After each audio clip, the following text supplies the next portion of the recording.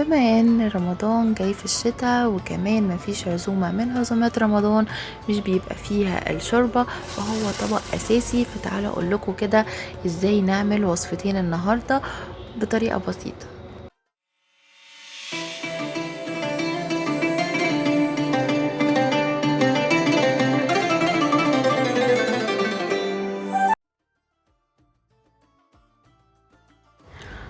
اول شوربة معانا هي شوربة بالخضار والفراخ، وعايزة اقول لكم ان هي فيها كل العناصر الغذائية المهمة، فهي مفيدة جدا جدا لوحدها.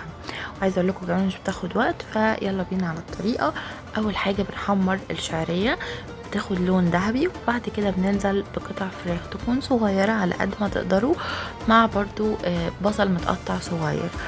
اهم حاجة في الوصفة دي ان احنا بندي تشويحة لكل مكون هنحطه من غير ما اي مكون من اللي اتحط قبل كده يتحرق. فخلي بالكم من النقطة دي، ان النار تكون هادية وكل مكون تحطوه تقلبوا شوية حلوين عشان مفيش اي حاجة تتحرق مننا.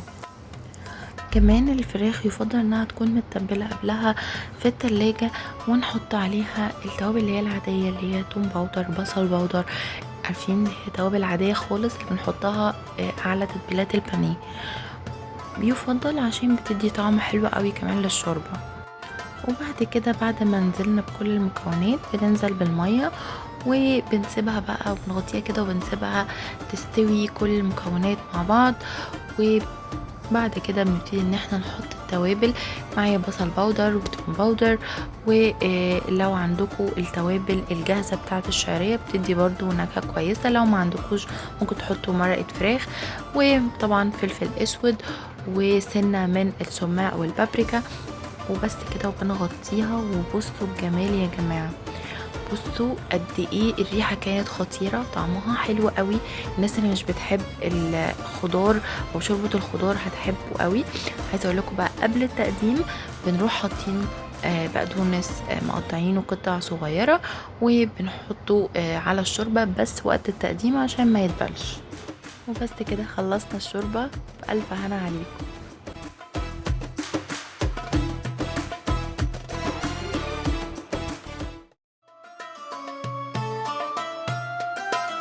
يلا بينا على تاني وصفة واكتر شوربة اكيد كلنا بنحبها، هي شوربة العدس. انا نعملها بكام تريك النهاردة مختلفة. اول حاجة معايا بصل احمر وبصل ابيض. هنقطع البصل الابيض شرايح، وفي بصل تاني هنقطعه مكعبات، وده اللي هنحطه في الشوربة، والشرايح هنحطها على جنب وهقول لكم ليه دلوقتي.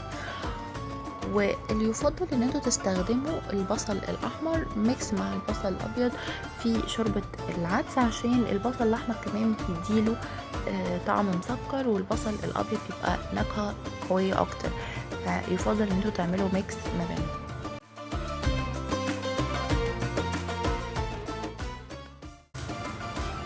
وبعد كده معايا طماطم. وبصوا انتوا ممكن تزودوا على المقدار ده، يعني انا هستخدم 2 طماطم ل3 جزرات و2 بطاطس و2 بصل على كوباية من العدس. اوكي، الكوباية اللي هي المعيارية. فلو انتوا عايزين تزودوا زودوا بنفس النسب. هنقطعهم شرايح بحيث ان الجزر والبطاطس ما ياخدش وقت في السوا، وما ياخدش منكم فعلا الشوربة دي اي وقت خالص. كمان ان احنا هنملاها ميه لحد الاخر خالص، وبنحط العدس، ومعايا كمان 4 فصوص من الثوم. وعلى طاسة تانية صغيرة هنحط كمية حلوة من الزيت كده، وهننزل بالبصل اللي احنا قطعناه شرايح لحد ما ياخد اللون الذهبي، وهنشيله من الزيت. وفي نفس الزيت اللي احنا عملنا فيه البصل هنعمل فيه شوية من الشعرية، وده بيديله طعم يا جماعة خطير.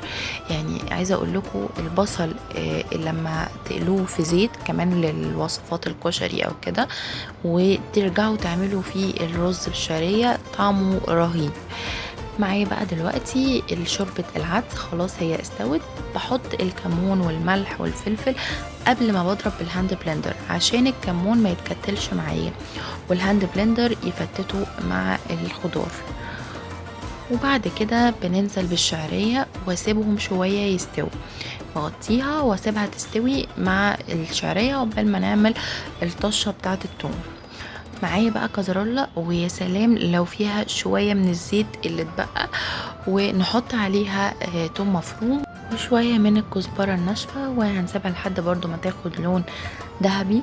وبعد كده هنعمل الطشة وهننزل، ويفضل ان انتوا تنزلوا بمعلقة كبيرة او كبشة من العدس على الكازرولة مش العكس. معرفش هي بتفرق في ايه الحقيقة، بس هي بتدي طعم خطير. بس كده يا جماعة، طبعا تقدروا تظبطوا القوام زي ما انتم عايزين، بس احنا بنحبه يكون يعني سميك شوية كده عشان نعرف نعمل ودن قطة. بس كده، وننزل بقى بالبصل اللي احنا حمرناه. بصولي على الجمال، مع بقى ليمونتين وبصل اخضر ورغيف بقى عيش كده سخن بلدي. يا بقى يا جماعة، خطيرة خطيرة خطيرة. ما تنسوش تقولي لو عجبتكم الوصفة في الكومنتات، واستنوا بارت 2.